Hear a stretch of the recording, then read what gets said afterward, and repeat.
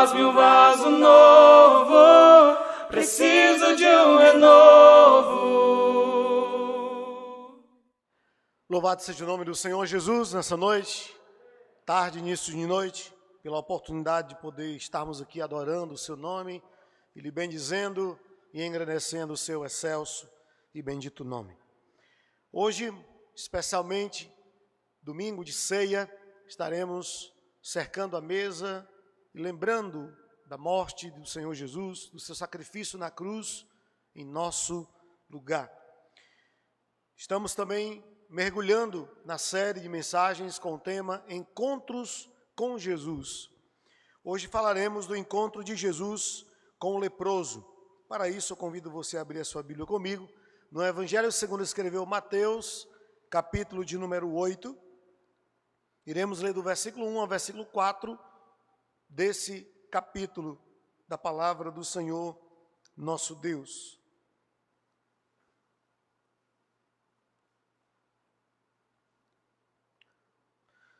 Ora, descendo ele do monte, grandes multidões o seguiram. E eis que um leproso, tendo se aproximado, adorou-o, dizendo: Senhor, se quiseres, pode purificar-me. E Jesus, estendendo a mão, tocou-lhe, dizendo: Quero, fica limpo. E imediatamente ele ficou limpo da sua lepra. Disse-lhe então Jesus: Ora, não digas a ninguém, mas vai, mostra-te ao sacerdote e faz a oferta que Moisés ordenou para servir de testemunho ao povo. Vamos orar?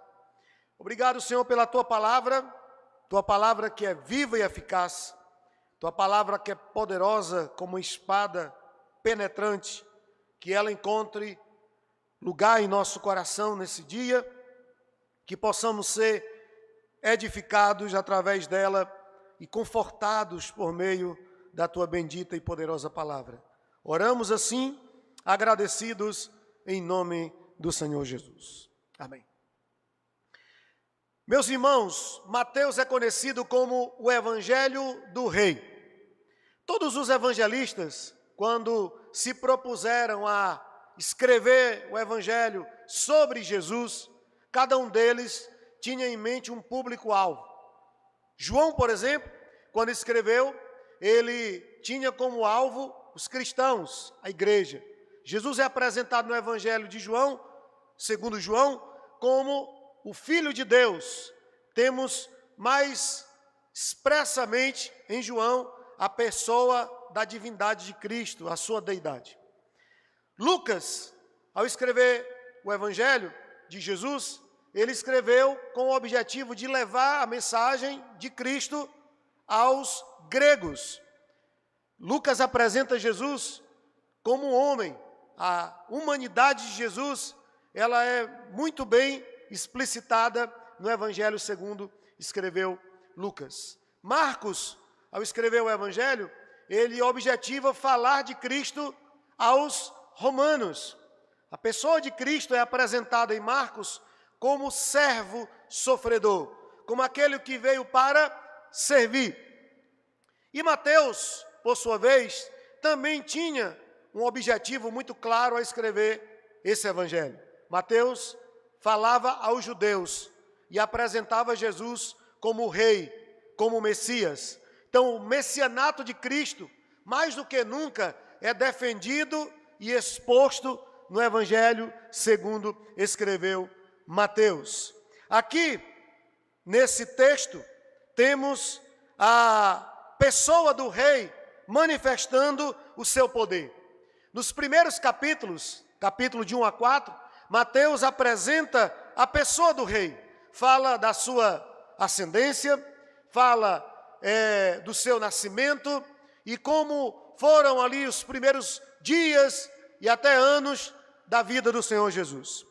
Do capítulo 5 ao capítulo 7, nós temos os princípios do rei. Nesse trecho do Evangelho, Mateus apresenta a ética do reino.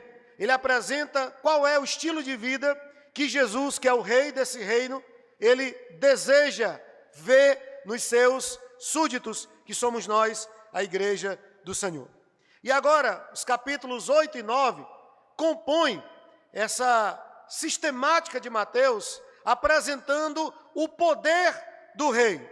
No primeiro momento, ele fala de onde ele veio, quem ele era. Na segunda parte, ele fala da sua ética, do seu ensino, da sua doutrina. E agora, ele fala do poder do rei, que o rei não é apenas um grande orador, alguém que fala bem, que move e inflama as multidões, mas o rei é alguém que tem o poder de Deus para operar milagres, sinais e maravilhas pelo poder do Espírito Santo. Charles Riley diz que convinha que o maior sermão jamais pregado fosse imediatamente seguido por uma forte prova de que o pregador era o Filho de Deus. É bem verdade que Mateus não se preocupa em trazer o Evangelho e descrever os fatos em ordem cronológica. Jesus, depois do grande sermão, possivelmente foi para a Galileia e não ficou ali na Judéia. Depois ele retorna para a Judéia. Mas Mateus, ele tem esse cuidado de organizar os fatos em ordens temáticas. Primeiro, a pessoa do rei. Segundo, o ensino do rei. E agora, imediatamente, ele apresenta os feitos maravilhosos do rei. A operação de sinais e maravilhas. Nós temos nesses dois capítulos de Mateus, capítulos 8 e 9, nada mais e nada menos do que 10 milagres de Jesus. Mateus se dedica a descrever e a relatar inúmeros milagres. Temos aqui milagres de Jesus sobre os males da humanidade, sobre as doenças. Milagres de Jesus sobre o poder das trevas, expelindo demônios e libertando outros. Milagres de Jesus sobre a própria natureza. Jesus acalma a tempestade e ele altera a lei da natureza. Tudo isso para demonstrar que Jesus é o Filho de Deus, que Jesus não era apenas um grande profeta que pregava pelo poder do Espírito, um homem sábio que falava com autoridade, mas Jesus tinha poder para fazer tudo aquilo que ele declarava ter poder para fazer. Lawrence Richard, ele diz que esses milagres registrados por Mateus demonstram o seu poder, primeiro, sobre as doenças. Não existe enfermidade que o nosso Deus não tenha o poder para curar. Mas também o poder de Cristo é demonstrado sobre a própria natureza. Isso está no capítulo 8, versos de 23 a 27. Fala também que Jesus tem poder sobre o pecado, para libertar dos grilhões e da prisão do pecado. E também afirma que Jesus tem poder até mesmo sobre a morte, pois ele trouxe à vida alguém que já havia morrido. De certa forma, Mateus, ele claramente objetiva convencer os judeus de que realmente Jesus era e é o Filho de Deus. E ele apresenta esses argumentos, não apenas técnicos, oratórios, mas ele apresenta argumentos de fato, de milagres e maravilhas que Jesus operou pelo poder de Deus. O capítulo 8, ele segue o final do Sermão do Monte.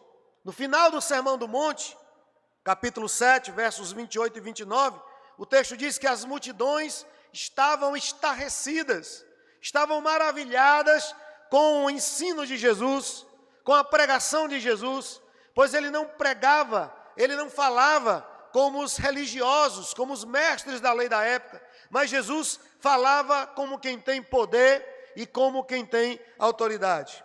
E aí Mateus, ele faz o link do final do capítulo 7, que registra o final do Sermão da Montanha, logo com essa sequência de milagres que Jesus realizou imediatamente após essa grande pregação. O versículo 8 diz que ele descendo do monte, capítulo 8, versículo 1, diz que ele descendo do monte, grandes multidões o seguiam. Jesus pregou o grande sermão e ao descer do monte, as multidões o seguiam, maravilhadas com o seu ensino e com a sua pregação. Nós temos então aqui praticamente 3 protagonistas na história desse milagre.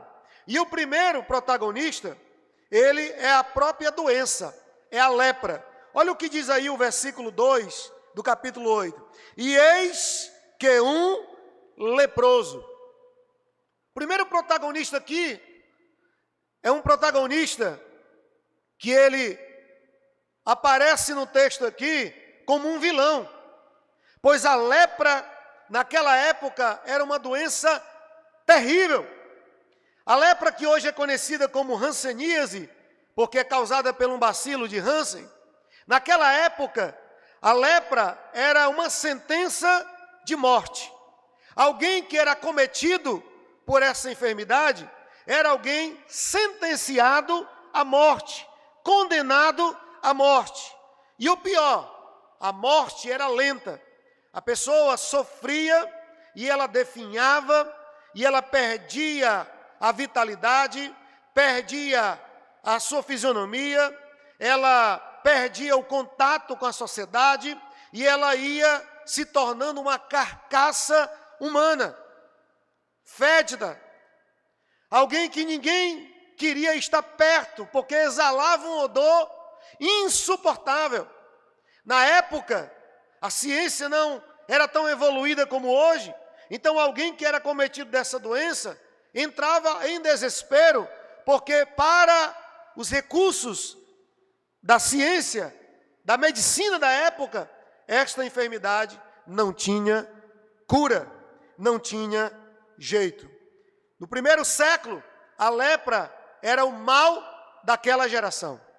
Nenhuma outra doença era tão devastadora como a lepra no primeiro século da era cristã.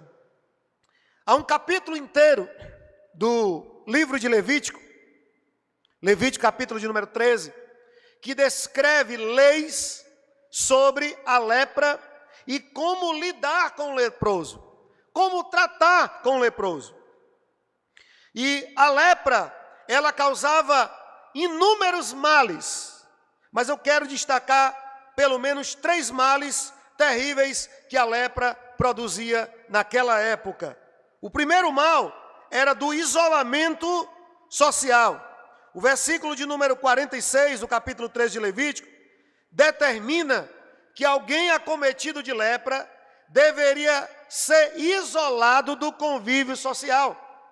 Alguém que era acometido de lepra tinha que viver ou num leprosário, ou numa selva, numa floresta, ou em cemitérios, mas não podia ter uma vida socialmente ativa. Era alguém que não poderia morar em uma casa dentro da cidade. Um leproso não podia entrar, inclusive, na cidade. Para entrar, ele tinha que anunciar que estava entrando, e ele corria o risco de perder sua vida, porque alguém poderia apedrejá-lo por ele estar entrando e tornar alguém imundo se ele tocasse nessa pessoa e nesse indivíduo. Então, o primeiro grande mal causado pela lepra era o isolamento social. A lepra, de certa forma, ela sentenciava o doente ao isolamento social. Ele era retirado do convívio da sua família, ele não podia mais ter contato com seus familiares, ele não podia conviver na vida urbana, ele realmente deveria viver sozinho, isolado ou separado de todas as pessoas. Um outro mal que a lepra causava está no versículo 3 do capítulo 13 de Levítico, que era o isolamento religioso.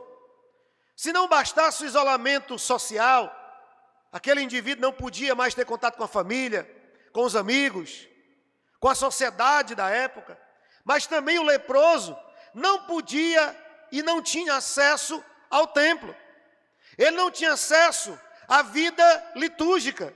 Ele não podia entrar no santuário. Ele não podia oferecer oferta a Deus, porque ele era cerimonialmente imundo. A lei determinava que o leproso, ele era imundo, e ele não podia tocar em nada, nem ser tocado por ninguém, porque quem, por descuido, tocasse no leproso, teria que oferecer um sacrifício para estar cerimonialmente limpo, porque a lepra naquela época era considerada como uma doença maldita, como uma praga divina. O leproso não podia frequentar o templo, nem muito menos a sinagoga. E a lepra era e é no Antigo Testamento apresentada como um símbolo do pecado, como algo que deforma a alma do ser humano. Era reconhecida como uma praga. O versículo 2 do capítulo 13 diz que aquele que era cometido de lepra estava sob o efeito de uma praga. Ademais, a lepra era considerada naquela época como uma maldição divina. E na maioria dos casos, o leproso era visto como alguém que havia cometido um pecado grave, e Deus, para puni-lo, o tocava com lepra. Nós temos na própria Escritura exemplos disso. Por exemplo, nós temos Miriam, que se rebela contra Moisés, e a Bíblia diz que Deus fere Miriam de lepra como um juízo dele sobre aquele ato de rebelião que ela praticou para com Moisés. Nós temos Geazi, o auxiliar do profeta Eliseu, que tomou lá da oferta do despojo, né, que foi oferecido e o profeta rejeitou, mas ele vai por trás lá e pega. E ele é acometido de lepra como uma punição divina. O próprio rei Asa também foi acometido de lepra como um juízo de Deus. Então, naquela época e até no Novo Testamento, se perdurava a ideia de que a lepra era uma maldição e que o leproso era leproso porque havia cometido um pecado e Deus o punia com essa terrível enfermidade chamada lepra. Além do isolamento social, além do isolamento religioso, a lepra sentenciava o doente ao isolamento afetivo. Capítulo 3, verso 45, diz que, segundo a lei, o leproso era considerado imundo. Ele não podia tocar em ninguém, nem ser tocado por ninguém. William Barclay, um comentarista bíblico, diz que, naquela época, nenhuma enfermidade convertia o ser humano em uma ruína tão grande e por tanto tempo como era a doença da lepra. Ela destruía a vida dessa pessoa. Além do isolamento social, além do isolamento religioso, o leproso sofria também do isolamento emocional, do isolamento afetivo. Essa doença era humilhante e ela rebaixava o ser humano a um estado de subhumanidade.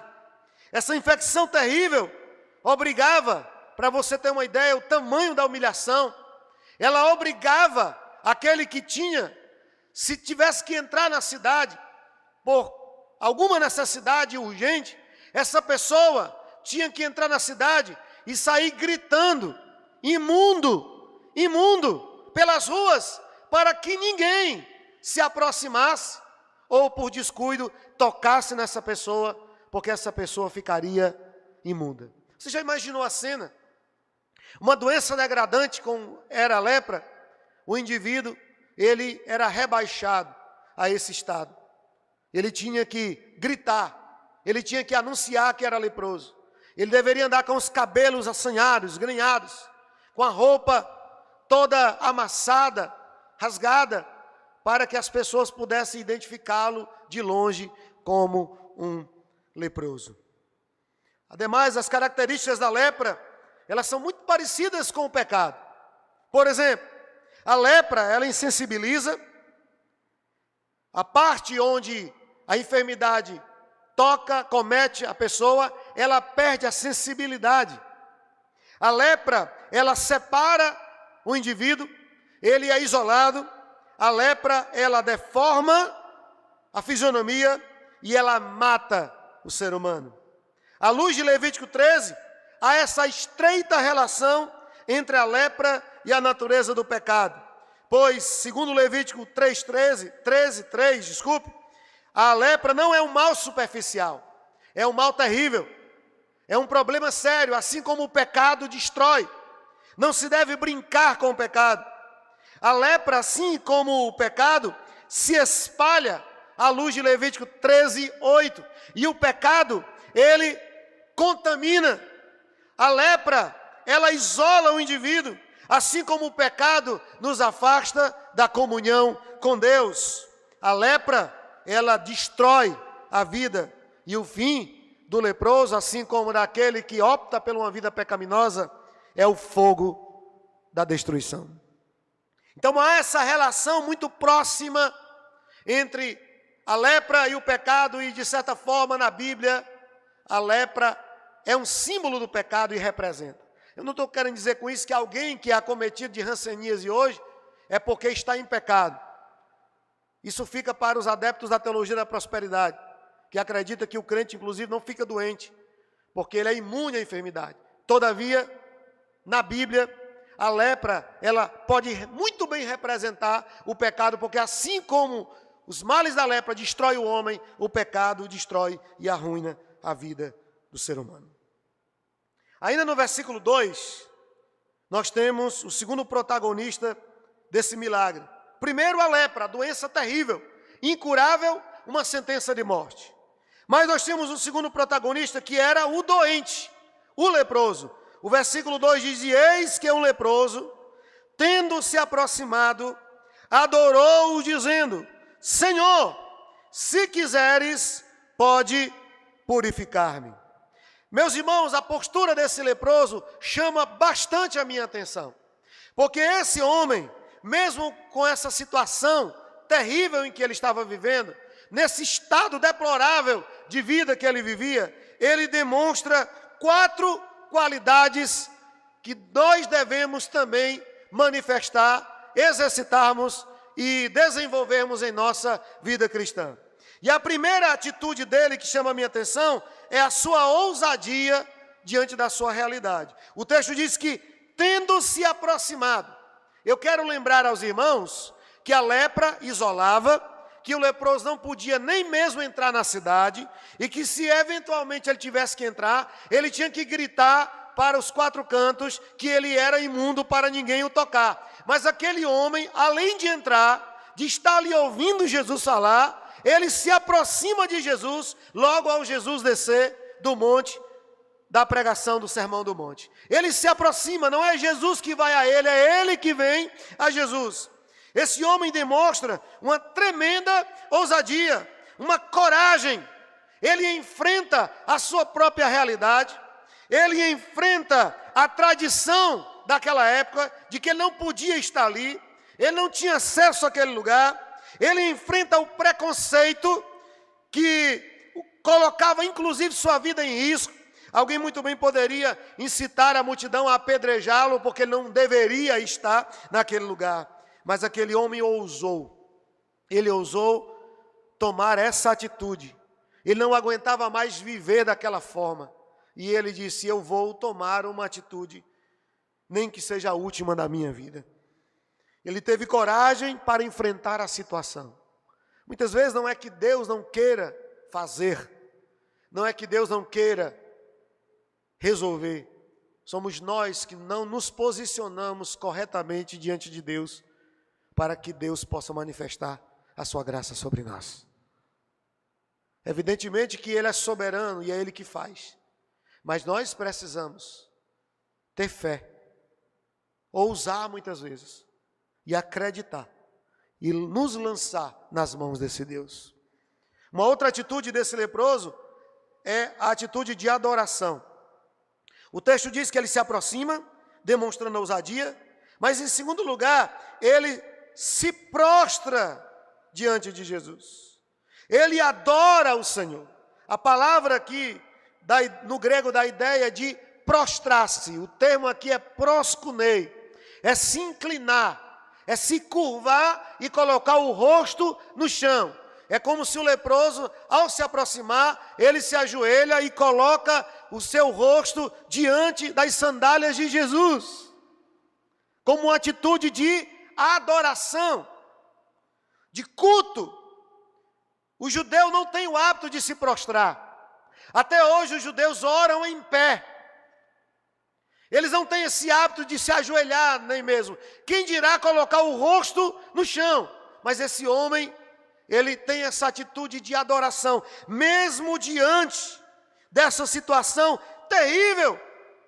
Esse homem adora a Deus.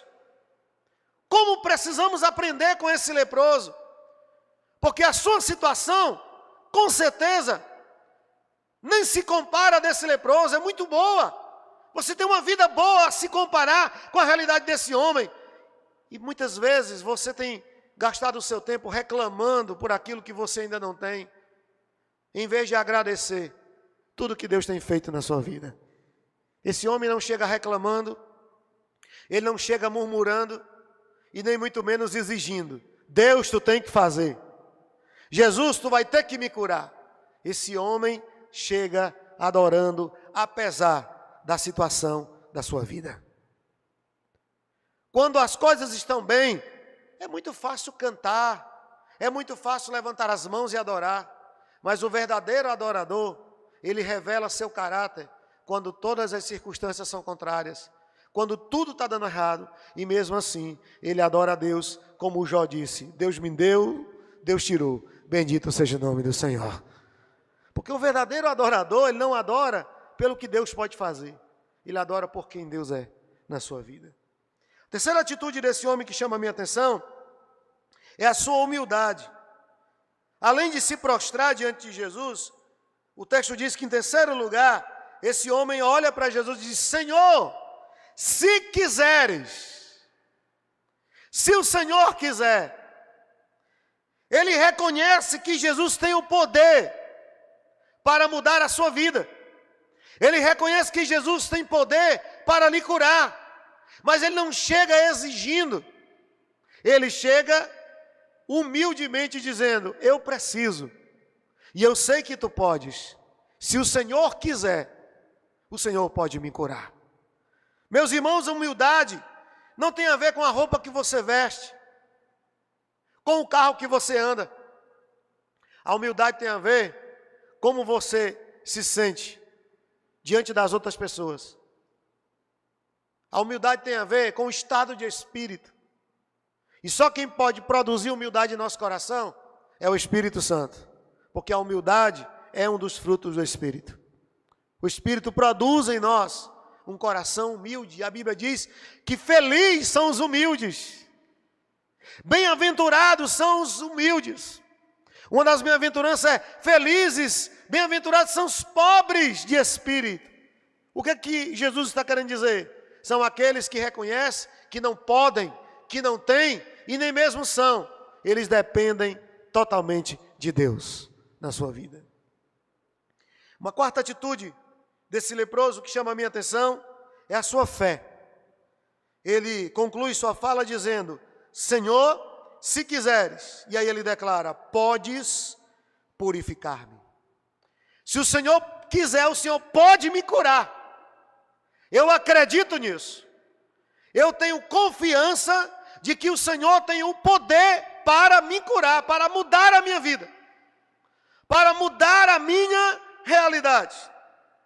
É interessante que o evangelista Lucas, descrevendo esse milagre, e ele vai descrevê-lo no capítulo 5, Lucas, ele acrescenta alguns detalhes que o evangelista Mateus, ele não cobre. Por isso que temos que ter 3 evangelhos e não 1. Parece às vezes desnecessário. Você que já leu os evangelhos, você lê Mateus, Marcos, quando chega em Lucas, você diz, eu já li essa história pelo menos 2 vezes, é a terceira vez que eu estou lendo.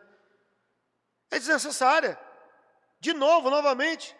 Mas é muito interessante a gente perceber o modo como o Espírito Santo, ele dirigiu os autores bíblicos. Porque os 3, tanto Mateus como Marcos como Lucas, descrevem esse mesmo milagre, mas cada um deles descreve de forma muito peculiar. Lucas, como era médico por profissão, ele se atenta mais ao estado físico daquele leproso. E no capítulo de número 5, versículo de número 12, Lucas diz que ele era coberto de lepra. É interessante que Mateus diz, e se aproximando um leproso. Mateus vai direto ao fato, porque ele quer mostrar que Jesus tem poder para curar o leproso. Mas Lucas, ele acrescenta esse detalhe, dizendo que não era apenas um leproso, não era uma chaga aqui, outra acolá. O homem estava coberto de lepra. Lucas não chega a chamá-lo de leproso, ele diz um homem coberto de lepra. Então a lepra, irmãos, ela não estava no estado inicial. A lepra estava no estado avançado. Aquele homem já estava no estado terminal. A lepra já tinha comido partes do seu rosto, já tinha comido membros do seu corpo, estava espalhada com uma metástase em todo o corpo daquele homem, a ponto do médico Lucas dizer, aquele homem estava coberto de chaga. Era uma chaga viva, era uma ferida só. Estava no estágio mais avançado da doença. Aquele homem havia se tornado uma carcaça humana. E mesmo nesse estado terrível, e mesmo nesse estado terminal, aquele homem foi a Jesus, porque ele creu, ele tinha fé, que mesmo na situação terrível que ele estava, Jesus podia curá-lo. Jesus podia purificá-lo. Isso chama muito a minha atenção na atitude desse homem. O terceiro protagonista desse milagre é o próprio Senhor Jesus Cristo. O versículo 3 vai destacar a atitude ou a reação de Jesus diante dessa situação. O texto diz, e Jesus, estendendo a mão, tocou-lhe dizendo, quero, fica limpo. E imediatamente ele ficou limpo da sua lepra. Este verso 3, ele descreve a reação de Jesus para com este leproso, para com este homem, nessa situação e nesse estado deplorável que ele estava vivendo. E eu quero destacar 3 atitudes de Jesus para com este leproso. E essas 3 atitudes demonstram o caráter de Cristo. Demonstram a natureza e a pessoa de Cristo. Não só a sua divindade, ele é Deus, mas sobretudo a sua humanidade. Ele realmente é o Deus que se tornou homem e que revelou o amor do Pai através da sua própria vida. Recorrendo ao evangelista Marcos, que nos apresenta esse detalhe, que não é descrito nem por Mateus e nem por Lucas, Marcos, ele acrescenta um detalhe que eu considero muito relevante. Marcos diz que Jesus sente compaixão. Marcos capítulo 1, versículo 41, descreve, Jesus profundamente compadecido, estendeu a mão e o tocou. É interessante porque nenhum dos outros evangelistas descreve desta maneira, mas Marcos, como mostra aquele que veio para servir, aquele que veio para acolher os menos favorecidos, os marginalizados, os rejeitados. Marcos diz que antes de falar ou fazer qualquer coisa, Jesus sentiu compaixão por aquele leproso. Ele sente a dor daquele leproso. Ele manifesta empatia por aquele moribundo. William Hendricks, ele diz que literalmente essa palavra, Jesus sentiu profunda compaixão ou profundamente compadecido. Hendricks diz que essa palavra significa tocado em suas entranhas ou em seu íntimo. É isso que significa essa expressão, e sentindo profunda compaixão. Jesus é tocado no seu íntimo. Ao ver aquele homem naquele estado miserável, deplorável, Jesus sente a dor daquele homem. Ele sente a agonia daquele homem. Meus irmãos, que notícia acalentadora para o nosso coração é saber que o nosso Deus, Ele se compadece de nós. é saber que o nosso Deus sente a nossa dor, se preocupa conosco, quer o melhor para nós. É saber que o nosso Deus nos entende. Como o escritor aos Hebreus, no capítulo 4, verso 15, diz que nós não temos um sumo sacerdote que não se compadeça de nós, pelo contrário, nós temos um sumo sacerdote que se compadece de nós, porque assim como nós, ele foi tentado e ele sofreu, assim como nós somos tentados e sofremos, e ele nos entende. E ele termina dizendo: recorram a ele, clamem a ele na hora da angústia, porque ele pode acudir vocês em tempos de aflição. Nós não servimos a um Deus indiferente à nossa dor. Nós não sentimos a um Deus indiferente à nossa agonia. A um Deus que está alheio ao que sentimos, aos nossos sentimentos, à nossa realidade interior. Não, irmãos. Nós servimos a um Deus que sente conosco.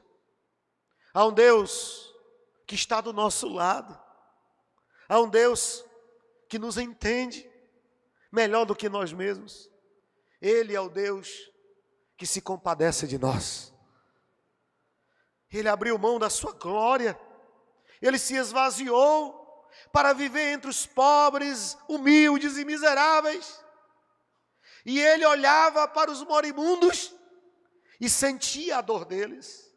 Essa não é a primeira vez que Jesus sente a dor de alguém. Quando Lázaro morre, Jesus vai lá até Betânia, e quando ele chega ali, ele vê aquele ambiente de muita tristeza. O texto diz que Jesus chorou ao ver Lázaro no túmulo. Outro texto diz que, olhando para Jerusalém e vendo a realidade daquele povo, Jesus chora por ver como aquele povo andava cegos e perdidos.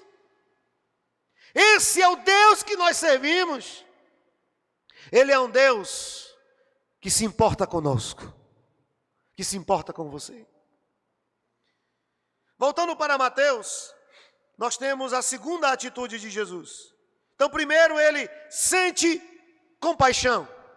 Segundo, ele toca com misericórdia naquele homem. Irmãos, isso é muito relevante. Por quê? Porque antes de curá-lo, Jesus o toca. E a pergunta que não quer calar é: e Jesus não poderia curá-lo sem tocá-lo? Sim. Jesus poderia apenas dizer: quero, fique limpo. E o homem ficaria sem ao menos tocá-lo. Mas antes de declarar a palavra de cura, Jesus sente a dor do homem e ele toca naquele homem. Jesus toca no leproso. Isso é muito, muito relevante.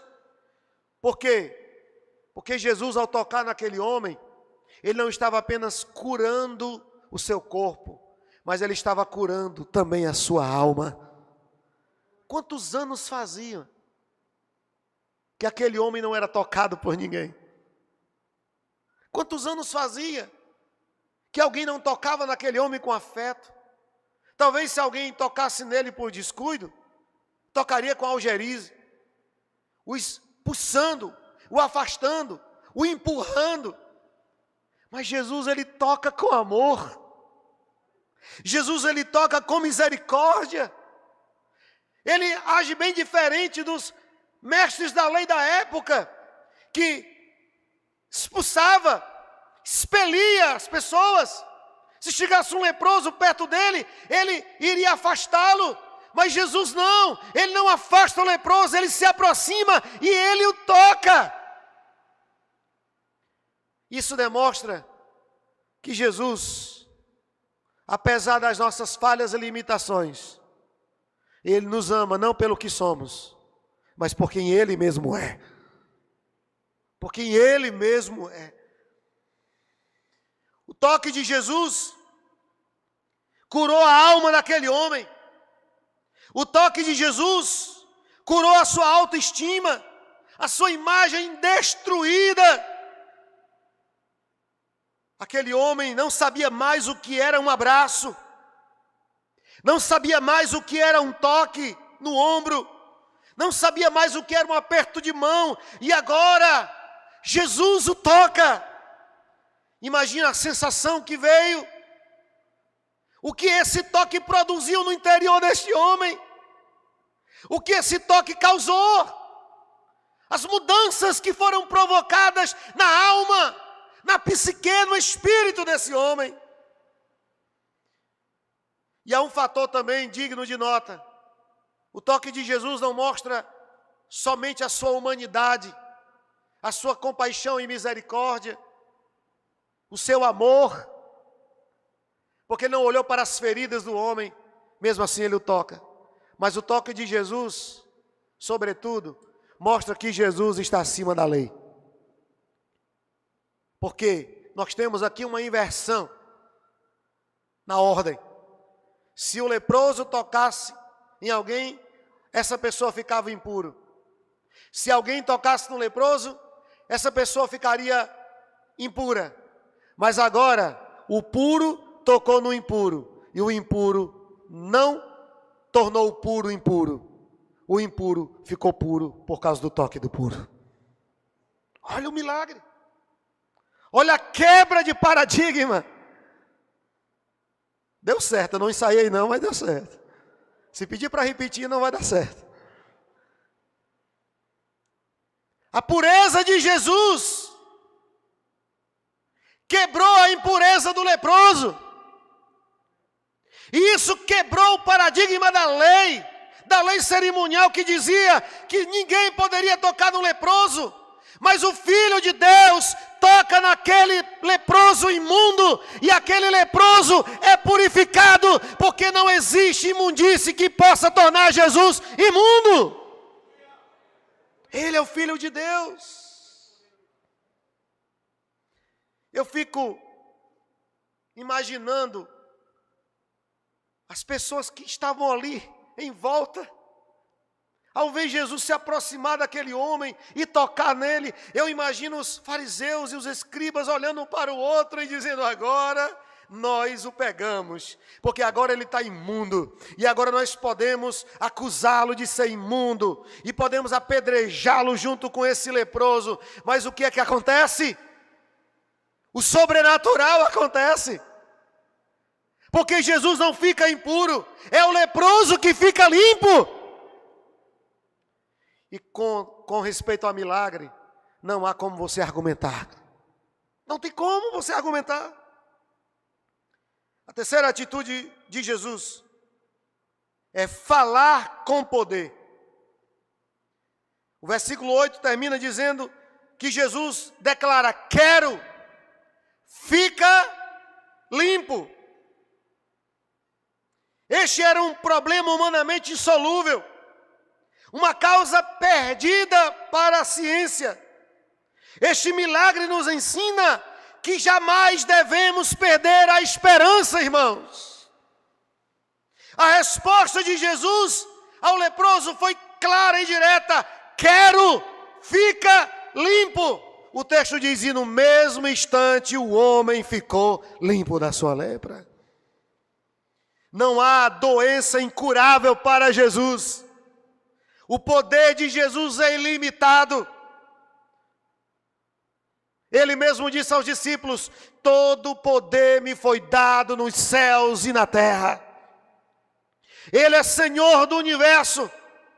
O seu problema, a sua circunstância não é nada diante do poder do seu Deus. Porque não existe problema que Ele não possa resolver. Não existe porta que Ele não possa abrir. Não existe tempestade que Ele não possa acalmar. Não existe situação que Ele não possa mudar. Não existe vida que Ele não possa transformar. Ele é o Filho de Deus Todo-Poderoso. E se Ele declarar a sua palavra, o milagre certamente acontecerá.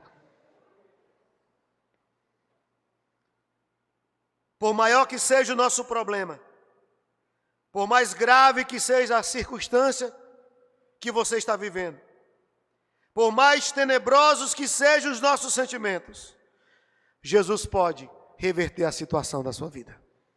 Ele tem esse poder. Mas eu quero concluir pontuando os resultados desse encontro espetacular. Nós temos a doença incurável, nós temos o doente em estado terminal, mas nós temos Jesus entrando em cena e mudando toda a realidade. E a vida desse homem muda radicalmente a partir do seu encontro com Jesus. A partir do momento em que ele teve esse encontro com Jesus. O verso 4 diz, Jesus diz para ele, não digas a ninguém, mas vai e mostra-te ao sacerdote e faz a oferta que Moisés ordenou para servir de testemunho ao povo. O que este encontro produziu? O que o encontro com Jesus pode gerar na sua história e na sua vida? Em primeiro lugar, o encontro com Jesus, ele produziu cura física na vida desse homem. O texto diz que ele ficou imediatamente limpo. Meus irmãos, o nosso Deus tem o poder para fazer. Ele tem o poder, não há nada que ele não possa fazer. E eu acho muito bacana quando Deus fala com Moisés, acerca do povo de Israel que estava no Egito sendo escravizado. Deus diz para Moisés no capítulo 3, Moisés, eu vi a aflição do meu povo, eu ouvi o clamor deles, e eu desci a fim de livrá-los. O nosso Deus é o Deus que vê a nossa situação. Ele sabe do que você está passando. Ele escuta o seu clamor, embora pareça que Deus não está ouvindo, mas Ele está atento a cada lágrima que rola no teu rosto, a cada súplica que você faz. E no tempo dele, Ele descerá em seu favor. Ele agirá em seu favor.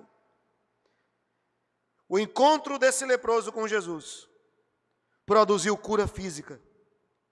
Mas também o encontro desse leproso com Jesus, ele produziu cura emocional. Sim, porque o leproso vivia isolado da sociedade, vivia isolado da sua vida religiosa e vivia isolado da sua família. Ele não tinha casa, não tinha família, não tinha amigos, não tinha parentes, não tinha conhecidos, não tinha ninguém por ele. Mas agora esse homem não é mais leproso. Agora esse homem está limpo. Agora esse homem pôde voltar para a sua família. Ele pôde voltar para a sua casa. Ele pôde abraçar os seus pais. Ele pôde abraçar sua esposa, se ele tinha uma. Seus filhos, se ele tinha um.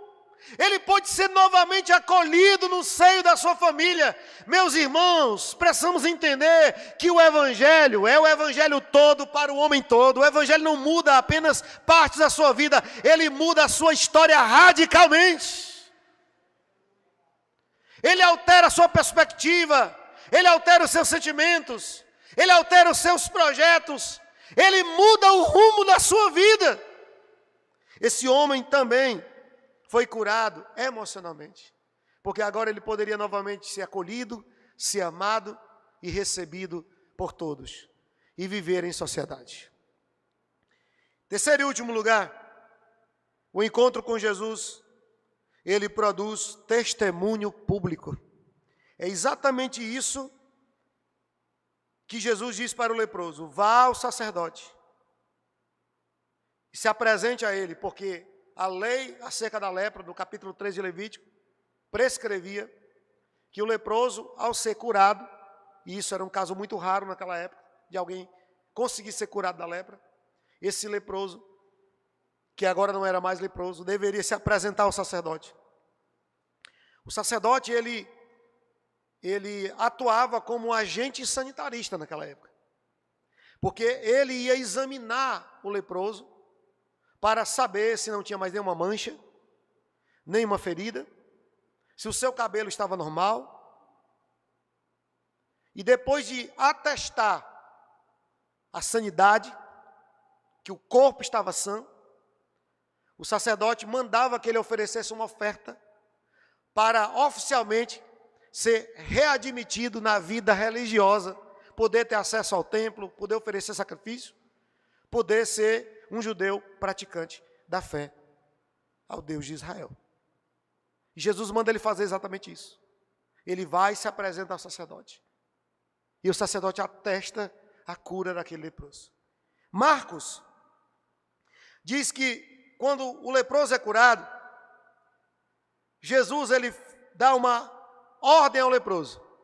Marcos diz que, fazendo-lhe veemente advertência, logo despediu e lhe disse: não digas nada a ninguém. Jesus deu uma ordem àquele leproso: você não divulgue que foi eu que lhe curei. Você pode dizer que ficou curado, que era leproso e não é mais. Mas não diga quem fez, não diga que foi eu que lhe curei. Por que Jesus ordenou isso ao leproso? Que, diga-se de passagem, ele não obedeceu. Por que Jesus ordena isso? Porque Jesus não queria o reconhecimento dos homens. Hoje em dia o indivíduo ora por alguém que está com dor de cabeça, que pode tomar um Dorflex e passar, e a pessoa fica curada, e ele já posta no YouTube que orou por alguém e a pessoa foi curada de dor de cabeça. Jesus, ele agia na contramão dos televangelistas de hoje. Jesus fazia as coisas e ele não queria que ninguém ficasse o aplaudindo ou ovacionando, porque ele mesmo disse para os discípulos: eu estou aqui para fazer a vontade de meu Pai, este é o meu alimento. Eu não quero o reino deste mundo, porque o meu reino é eterno, e eu estou aqui para cumprir a vontade do meu Pai. Então Jesus não queria ser famoso, ele não buscava os holofotes, porque isso de certa forma atrapalharia o seu ministério. Como Marcos diz, que o leproso, que agora não era mais leproso, ele sai falando para todo mundo que Jesus fez por ele, Jesus o curou, e ele sai divulgando aos quatro cantos. E isso acabou atrapalhando o processo do ministério de Jesus ali naquela região, porque o texto diz que Jesus não podia entrar em cidade nenhuma, porque as multidões já esperavam Jesus na porta da cidade, para serem curados por Jesus. O verso 45 de Marcos, diz que, tendo ele saído, entrou a propagar muitas coisas e a divulgar a notícia, a ponto de não mais poder Jesus entrar publicamente em qualquer cidade. O que eu quero, para concluir, destacar nesse resultado desse encontro de Jesus com o leproso, é que este milagre, ele redundou em glórias a Deus. Quando alguém que tem uma vida perdida, uma vida pregressa, uma vida arruinada pelo pecado, Jesus encontra essa pessoa, ela tem um encontro com Jesus, a vida dessa pessoa nunca mais vai ser a mesma. A vida dessa pessoa vai mudar radicalmente. E os frutos serão a evidência que esse encontro foi verdadeiro e foi legítimo. Mas mais, todas as vezes que essa pessoa abria a boca para dizer quem tinha sido, o que foi e quem é agora, o nome do Senhor é glorificado. O encontro com Cristo, ele redunda em glórias a Deus. Porque quem é que fez esse milagre? Quem é que mudou a vida desse homem? Não foi ele, foi o poder de Deus. Foi Jesus que fez isso. Quando alguém tem um verdadeiro encontro com Cristo, a sua vida torna-se um símbolo da glória de Deus. Pois por onde ela passar, as pessoas irão dizer quem te viu e quem te vê, quem você era e quem você é hoje. Desde que você mudou de vida, desde que você se tornou evangélico, crente, desde que Jesus te alcançou, você mudou radicalmente. E isso tudo é para a glória de Deus. Para a glória de Deus. Jesus quer que você o encontre. E eu gosto muito daquele texto de Jeremias. Na versão mais conhecida diz: buscar-me-eis e me achareis quando me buscar de todo o coração. Mas eu gosto muito de uma outra versão que diz: buscar-me-eis e eu me deixarei ser achado por vocês, quando vocês me buscarem de todo o coração. Esse Deus que nós servimos, ele não é um Deus indiferente, distante de nós, mas ele é um Deus que vem a nós. Ele desceu ao jardim em busca do homem. Ele vem a nós. Ele vem ao nosso encontro. Não somos nós que o encontramos. É Ele que nos encontra. E Ele quer nos envolver em seus braços de amor e de graça. para que a sua vida nunca mais continue sendo a mesma. Jamais. Quem recebe essa palavra nessa noite? Louvado seja o nome do Senhor Jesus. A Ele toda a glória e todo louvor nessa noite. Aleluia. Eu convido você a ficar de pé nesse momento. Nós iremos orar. Já queremos orar também pelos elementos da ceia, pelo pão, pelo vinho. Os oficiais já podem cercar a mesa nessa noite. O presbítero José Ivanildo da Costa vai estar orando. Orando pela igreja. Orando por todos nós. Talvez você não tenha uma doença, um mal físico, mas quem sabe tem um mal espiritual, emocional. Eu quero dizer que Jesus pode mudar a sua história. Jesus pode mudar a sua vida. Assim como esse leproso foi curado, assim como esse leproso foi restaurado, a partir daquele encontro com Jesus, a sua vida pode se tornar uma nova vida. A sua história pode ser uma nova história.